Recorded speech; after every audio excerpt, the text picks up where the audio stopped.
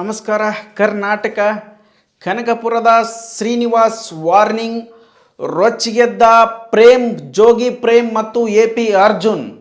ಈಗ ಕರ್ನಾಟಕ ಚಲನಚಿತ್ರ ಮಂಡಳಿಯಲ್ಲಿ ಒಗ್ಗಟ್ಟು ಇಲ್ಲದಂತಾಯ್ತಾ ಅಥವಾ ಕನ್ನಡ ಚಿತ್ರರಂಗ ಹೊರಟಿರುವುದು ಯಾವ ಹಾದಿಗೆ? ಇದು ಅವನತಿಯ ಹಾದಿಗೆ ಹೊರಟಿರಬಹುದಾ? ಕನ್ನಡ ಚಲನಚಿತ್ರದಲ್ಲಿ ಎಲ್ಲ ನಟರಲ್ಲಿ ಹೊಂದಾಣಿಕೆ ಇಲ್ವಾ? ಏನೇನಾಗ್ತಾ ಇದೆ ಕನ್ನಡ ಚಲನಚಿತ್ರದಲ್ಲಿ ಅಥವಾ ಕನ್ನಡ ಚಿತ್ರರಂಗದಲ್ಲಿ ಎನ್ನುವಂಥ ವಿಚಾರದ ಬಗ್ಗೆ ನೀವು ಮುಂದೆ ಮಾತಾಡಕ್ಕೆ ಬಂದೀನಿ. ಇವತ್ತು ಕರ್ನಾಟಕದೊಳಗೆ ಅತಿಯಾಗಿ ಸುದ್ದಿ ಆಗುತ್ತಿರುವಂಥದ್ದು ಕನಕಪುರದ ಶ್ರೀನಿವಾಸ್. ಅವರು ನಿರ್ಮಾಪಕರು ಮತ್ತು ನಿರ್ದೇಶಕರು. ಸೊ ಅವರು ಆಡಿರುವಂತಹ ಕೆಲವೊಂದು ಅವ್ಯಾಚ್ಯ ಶಬ್ದಗಳು, ಅವರು ಆಡಿರುವಂತಹ ಕೆಲವೊಂದು ಮಾತುಗಳು ಎಲ್ಲರಲ್ಲೂ ಕೂಡ ನೋವನ್ನು ಉಂಟು ಮಾಡಿವೆ. ಅದು ಕರ್ನಾಟಕ ಜನತೆಗೂ ಕೂಡ.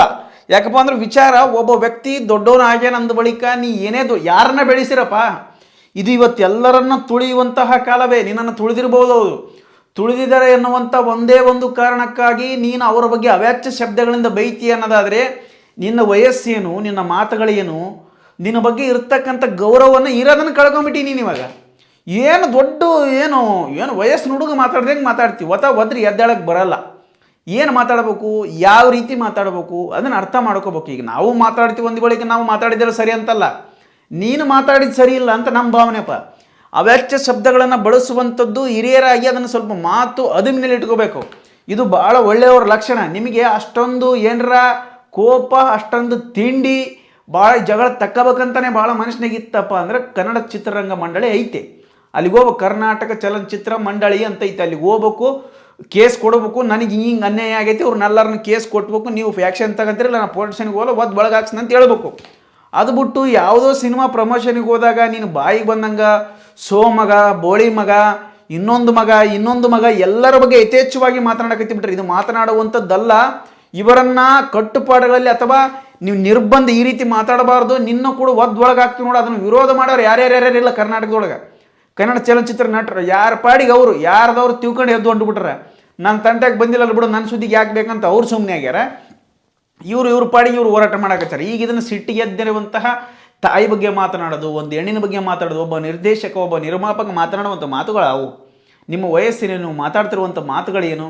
ಹಾಗಾಗಿ ಇವರು ರೊಚ್ಚಿಗೆದ್ದಿರುವಂತಹ ಜೋಗಿ ಪ್ರೇಮ್ ಅವರಾಗಿರ್ಬೋದು, ಎ.ಪಿ. ಅರ್ಜುನ್ರವರು, ಅವರು ಕೂಡ ಸವಾಲಾಗ್ತದೆ. ನಮ್ಮನೆ ಇಂಥಲ್ಲೇ ಐತೆ, ನಾವಿರೋದು ನೀವು ಚಂದ್ರ ಲೇಔಟಲ್ಲೇ ಇದ್ದೀನಿ ಅಂತ ಪ್ರೇಮ್ ಅವ್ರು ಹೇಳ್ತಾರೆ. ನಂದು ಮದ್ದೂರು ತೋಟ ಇರೋದು, ನಾ ಅಲ್ಲೇ ಇರ್ತೀನಿ, ಬಾ ನೋಡಿ ಬಿಡ, ನಿಂದರ ಅಲ್ಲಿ ನಂದರ ಅಲ್ಲಿ ತಿಂಡಿ ಹೇಳಕ್ಕೆ ಮುರುಗಮಣ ಅಂತ ಅವರು ಕೂಡ ಕರೆಯಕತ್ತಾರೆ.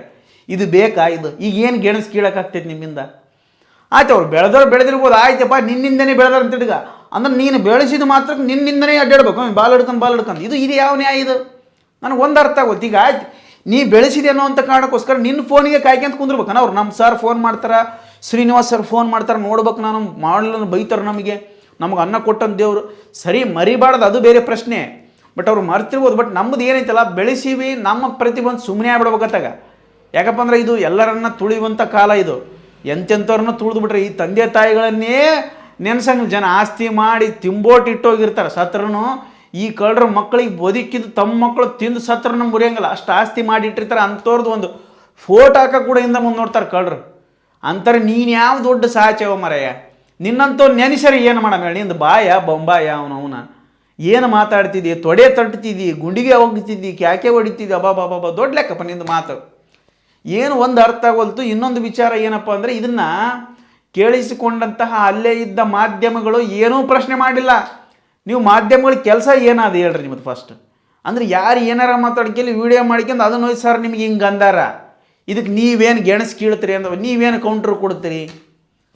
ನಿಮ್ಗೆ ಹಿಂಗೆ ಅಂದನ ಸರ, ನೀವೇನಾರ ಕೌಂಟ್ರ್ ಕೊಡ್ರಿ ಅನ್ನೋ ರೇಂಜಿಗೆ ಹೋಗಿ ಇತ್ತಿನ ವಿಡಿಯೋ ತಗೊಂಡೋಗಿ ಅದಕ್ಕೆ ತೋರಿಸಿ, ಅತ್ನಿಂದ ಕೌಂಟ್ರ್ ತಗೊಂಬಂದು ಮತ್ತೆ ಇದಕ್ಕೆ ತೋರಿಸಿ, ಇತ್ತಿನಿಂದ ಕೌಂಟ್ರ್, ಮತ್ತೆ ಅದೇ ಇದನ್ನೇ ಮಾಡಿ ಕದನ ಹಚ್ಚೋರೆ ನಿಮ್ಮ ಕೆಲಸ ಮಾಧ್ಯಮಗಳದ್ದು. ಮಾಧ್ಯಮಗಳೇ ದಯವಿಟ್ಟು ಯಾರೇ ಏನೇ ತಪ್ಪು ಮಾಡಿದ್ರು ಕೂಡ ನೀವು ಅಲ್ಲೇ ಇರ್ತಿರಲ್ಲಪ್ಪ, ನೀವಂತ ಸ್ಪಾಟಲ್ಲಿ ಇರ್ತೀರಿ, ಎಲ್ಲರೂ ಕೂಡ ಇರಂಗಿಲ್ಲ. ನೀವು ಅಲ್ಲೇ ಪ್ರಶ್ನೆ ಮಾಡ್ಬೇಕು, ಏಕ್ದಮ್ ಅಲ್ಲೇ ಪ್ರಶ್ನೆ ಮಾಡಿ ಸರ್ ಇದು ಮಾತನಾಡ್ತಕ್ಕಂಥ ತಪ್ಪು, ಕರ್ನಾಟಕ ಚಲನಚಿತ್ರ ಮಂಡಳಿ ಅನ್ನುವಂಥದ್ದು ಒಂದು ಆಯೋಗ ಇದೆ, ಆ ಸಂಸ್ಥೆ ಇದೆ, ಅಲ್ಲಿ ಹೋಗಿ ದೂರು ಕೊಡ್ರಿ, ಅದಾದ ನಂತರ ಇಲ್ಲಿ ಬಂದು ಮಾತಾಡ್ರಿ. ಅಲ್ಲೇ ಅವರು ಕೂಡ ಆ್ಯಕ್ಷನ್ ತಗೊಂಡಿಲ್ಲ, ಫೋರ್ ಸ್ಟೇಷನ್ ಐತೆ, ಅಲ್ಲಿಗೆ ಹೋಗ್ರಿ, ಅಲ್ಲಿಂದ ಆ್ಯಕ್ಷನ್ ತಗೊಳ್ಳೋಣ ಮಾತಾಡ್ರಿ ಅಂತ ಹೇಳ್ಬೇಕು. ಅಲ್ಲಿ ಹೋಗಿ ವಿಡಿಯೋ ಮಾಡ್ಕೊಂಬಿಡೋದು, ಮತ್ತು ಪ್ರೇಮ್ ಅವ್ರ ಹತ್ರ ಹೋಗಿ ಅದನ್ನೊಂದು ಬೆಂಕಿ ಹಚ್ಚಿಬಿಡೋದು. ಬಿಡ್ರಿ ಇವೆಲ್ಲ ದಗದಗಳ ಬಿಡ್ರಿ. ಮೊದಲೇ ಕನ್ನಡ ಚಿತ್ರರಂಗ ಕೂಲಿಗೆಟ್ಟು ಹೋಗೈತೆ, ಒಬ್ಬನ ಆಗ್ಲಾರ್ದಂಗೆ. ಹಿಂದಕ್ಕೆ ಇದ್ರಪ್ಪ ಅಂಬರೀಷ್ ಅವರು, ಅಣ್ಣ ಅವರು, ರವಿಚಂದ್ರನ್ ಅವರು, ಶಿವಣ್ಣ ಅವರು, ಅದಾದ ನಂತರ ರಾಜ್ಕುಮಾರ್ ಅವರು, ಅದಾದ ನಂತರ ಮತ್ತು ಯಾರಪ್ಪ ವಿಷ್ಣುವರ್ಧನ್ರವರು, ರಜನಿಕಾಂತ್ ಅವರು ಎಲ್ಲರೂ ಇದ್ರೆ ಎಷ್ಟು ಚಂದ ಇತ್ತು. ಯಾವುದನ್ನು ಹೋರಾಟ ಇದ್ರೆ ಎಲ್ಲರೂ ಬರ್ತಿದ್ರು. ಕನ್ನಡ ಪರ ಹೋರಾಟಕ್ಕಾಗಿರ್ಬೋದು, ಭಾಷೆ ಪರ ಹೋರಾಟಕ್ಕಾಗಿರ್ಬೋದು, ಒಂದು ಜಲದ ಪರವಾಗಿ ಹೋರಾಟ ಇರ್ಬೋದು, ಭಾಳ ಜನ ಎಲ್ಲರೂ ಸೇರ್ತಾರೆ ಸಿನಿಮಾ ನಟರು. ಈಗ ಒಬ್ಬೊಬ್ಬನ ಕಂಡ್ರೆ ಒಬ್ಬನಿಗೆ ಹಂಗಲ್ಲ, ಅವ್ನಿಗೆ ಹೇಳ್ತೇನಂದ್ರೆ ಇವ್ನಿಗೆ ಎಳೆಯೋದು, ಅವ್ನು ಬೆಳಿತೇನಪ್ಪ ಇವ್ನು ಎಳೆಯೋದು. ಸೊ ಇದೇ ನಡೆದ್ಬಿಟ್ಟ ಕನ್ನಡ ಚಲನಚಿತ್ರದ ಕೂಡ ಇದೇ ನಡೆದ್ಬಿಟ್ಟೈತೆ. ಬೇರೆ ಒಂದು ಇಂಡಸ್ಟ್ರಿ ನೋಡ್ರು ಮರ, ತೆಲುಗು ಇಂಡಸ್ಟ್ರಿ ನೋಡ್ರಿ, ತಮಿಳು ಇಂಡಸ್ಟ್ರಿ ನೋಡ್ರಿ, ಎಷ್ಟು ಚಂದ ಅದಾರ ಅವರು. ಏನೇ ಕಾರ್ಯಕ್ರಮ ಮಾಡಿದ್ರು ಎಲ್ಲರೂ ಕುಂತ್ಕೊಂಡು ಸಿನಿಮಾ ನಟರು ಒಂದು ಕುಂತ್ಕೊಂಡು ವಿಚಾರ ಮಾಡ್ಕೊಂಡು, ಈಗ ಏನಪ್ಪ ಇವು ಫ್ಯಾನ್ಸ್ಗಂತೂ ತೆರೆ ಕೆಟ್ಟೋಯ್ತು. ಇವೆಲ್ಲ ಕೆಟ್ಟ ಹುಚ್ಚು ತೊರಗರು ಇದ್ದಾರೆ ನಮ್ಮ ಕರ್ನಾಟಕದೊಳಗೆ. ಇವು ದರ್ಶನ್ ಫ್ಯಾನ್ಸ್ ಕಂಡ್ರೆ ಸುದೀಪ್ ಫ್ಯಾನ್ಸ್ಗೆ ಆಗಲ್ಲ, ಸುದೀಪ್ ಫ್ಯಾನ್ಸ್ ಕಂಡ್ರೆ ದರ್ಶನ್ ಫ್ಯಾನ್ಸ್ಗೆ ಆಗಲ್ಲ, ಅದು ಬಿಟ್ರು ಧ್ರುವ ಫ್ಯಾನ್ಸ್ ಬಿಟ್ರೆ ಏನು ಮಾಡ್ಬೇಕನ್ನೋದು ಅರ್ಥ ಬಂತು. ಇವು ಏನು ಹಿಂಗಾದ್ರೆ ಹೆಂಗೆ ಉದ್ಧಾರ ಆಗ್ತೈತೆ, ಕನ್ನಡ ಚಲನಚಿತ್ರ ಹೆಂಗೆ ಉದ್ಧಾರ ಆಗ್ತೈತೆ, ಸಿನಿಮಾಗಳು ಹೆಂಗೆ ಗೆಲ್ತವ. ನಮ್ಮಲ್ಲೇ ಒಗ್ಗಟ್ಟಿಲ್ದ ಇನ್ನೊಬ್ಬನು ಬಂದು ಏನು ಒಬ್ಬಟ್ಟು ತಿಂತಾನೆ ಹೇಳು. ಇನ್ನೊಬ್ಬನು ಬಂದು ಒಬ್ಬಟ್ಟು ತಿಂದು ಹೋಗ್ಬಿಡ್ತಾನೆ. ಇಬ್ಬರ ಜಗಳ ಮೂರನೇ ಜಾವ. ಸೊ ಹಂಗೆ ಮಾಡಿಕೆಂತ ಕುಂತುಬಿಟ್ರಿ ಇವತ್ತು ಕನ್ನಡ ಇಂಡಸ್ಟ್ರಿ. ಅದು ಏನು ಮಾತಾಡ್ತಿರೋ ಗೊತ್ತಿಲ್ಲ. ಈಗಂತೂ ಪ್ರೇಮ್ ಅವ್ರು ರೊಚ್ಚಿಗೆದ್ದಾರೆ ಪಾಪ. ಅವ್ರಿಗೆ ಏನಾಗೈತೆ ಅಮ್ಮ, ಅಂಬರೀಷ್ ಅಣ್ಣ ಅವರು ಬೇರೆಯವರು ಇದ್ದರೆ ಒಳಗೆ ಹಾಕ್ತೀವಿ, ಇಲ್ಲ ಕರೆಸಿ ಮನೆಗೆ ಕರೆಸಿ ಬಾಯಿ ಬಂದು ಬೈತೀರಿ, ಹಿಂಗೆಲ್ಲ ಮಾಡಬಾರ್ದು, ಏಕವಚನ ಮಾತಾಡಬಾರ್ದು, ಅದು ತಾಯಿ ತಂದೆಯರನ್ನು ತರಬಾರ್ದು, ನೀವು ಮಾಡಿರುವಂಥ ತಪ್ಪುಗಳಿಗಾಗಿ ಇವ್ರನ್ನೆಲ್ಲರನ್ನು ತರಬಾರ್ದು. ಬೋಳಿ ಮಕ್ಕಳು ಫೋನೇ ಎತ್ತಲ್ಲ, ಆ ಮಕ್ಕಳು ಈ ಮಕ್ಕಳು ಸೋ ಮಕ್ಕಳು ಬೋ ಮಕ್ಕಳು ಏನು ಮಾತಾಡ್ತಾರೆ ಅನ್ನೋದೊಂದು ಅರ್ಥ ಆಗೋಲ್ತು. ಅದು ಬಿಟ್ಬಿಟ್ರಿ ಎಲ್ಲರಿಗೆ ಬಿಟ್ಟು ಪುನೀತ್ ರಾಜ್ಕುಮಾರ್ ಬಗ್ಗೆ ಮಾತಾಡಿಬಿಟ್ರು. ನಾನು ಬೆಳೆಸಿದಂಥ ಕೂಸೋದು ಆತ ಸತ್ತೋಗ್ಯಾನೀಗ, ದೇವರು ಮೇಲೆ ಬೇಗ ಕರ್ಕೊಂಬಿಟ್ಟ. ಏನಯ್ಯ ಬಾಯಿ ನಿಂದು, ಮೇಲೆ ಹೋಗಿರುವಂಥ ಪುಣ್ಯಾತ್ಮನ ಬಗ್ಗೆ ನಿಮ್ಗೆ ಯಾಕೆ ಮಾತು, ಅಥವಾ ಬೇರೆ ಏನೇ ಮಾಡಿರ್ಬೋದು, ಬಟ್ ಅವ್ರು ಇಲ್ಲಲ್ಲ. ಸೊ ಅವ್ರನ್ನ ತಗೋಬಾರ್ದಾಗಿತ್ತು ನೀನು, ಇದ್ರ ಬಗ್ಗೆ ಇದನ್ನು ತಗೋಬಾರ್ದಾಗಿತ್ತು. ವಿಚಾರ ನಿನ್ನಲ್ಲಿ ಹಿರಿಯ ಇದೆ. ಈಗ ನಿನಗೆ ನಾವು ಕೂಡ ಬೈಬೋದು, ನಿನಗಿಂತ ಅಪ್ಪಟ ಭಾಷೆ ಒಳಗೆ ಬೈತಾರೆ. ಈಗ ಮಂಡ್ಯದ ಗಂಡ ಐತದ ಜೋಗಿ ಪ್ರೇಮ, ಅದು ಬಾಯಿ ನೀನು ಸಣ್ಣ ಬಾಯಿ ಅಲ್ಲದ. ನೀನು ಅನ್ಕೊಂಬಿಟ್ಟಿದ್ದು ನೀನು ಬೆಂಗಳೂರಾಗ ಹುಟ್ಟಿ ಬೆಂಗಳೂರಾಗ ಬೆಳೆದತ್ ನೀನು. ಇವೆಲ್ಲ ಪಕ್ಕ ನಾಟಿಗಳು, ಅವೆಲ್ಲ ನಾಟಿ ಹೈದ್ರು ಅವರೆಲ್ಲ. ಅವ್ರ ಬಾಯಿ ಓಪನ್ ಅಪ್ ಆತೆ, ನಿಂದು ಕೆಳಗಮ್ಯಾಗ ಎಲ್ಲ ಮುಚ್ಚೋತದ ನೋಡು. ಇದೊಂದು ಅರ್ಥ ಮಾಡ್ಕೊ. ಆಮೇಲೆ AP ಅರ್ಜುನ್ ಅಂದರೆ ಯಾರಂತ ಗೊತ್ತಿ, ಅವರು ಕೂಡ ನಿರ್ದೇಶಕರು ನಿರ್ಮಾಪಕರು. ಕಿಸ್ ಸಿನಿಮಾ ನೋಡಿರೆ, ಅಂಬಾರಿ ಸಿನಿಮಾ, ಕಿಸ್ ಸಿನಿಮಾ, ಅದಾದ ನಂತರ ಅದ್ದೂರಿ ಸಿನಿಮಾ ಮಾಡಿದಂತಹ ಡೈರೆಕ್ಟರ್ ಆತ. ಅದ್ಭುತವಾಗಿ ಹಾಡು ಕೂಡ ಬರೀತಾರೆ. ಅದಾದ ನಂತರ ಒಳ್ಳೊಳ್ಳೆ ಸಿನಿಮಾಗಳನ್ನು ಕನ್ನಡ ಇಂಡಸ್ಟ್ರಿ ಕೊಟ್ಟಂತಹ ನಿರ್ದೇಶಕ ಆತ ಕೂಡ. ಸೊ ಒಳ್ಳೆ ಕಥೆಗಳನ್ನು, ಒಳ್ಳೆ ಹಾಡುಗಳನ್ನು, ಒಳ್ಳೆ ಡೈರೆಕ್ಷನ್ ಮಾಡ್ತಾರೆ.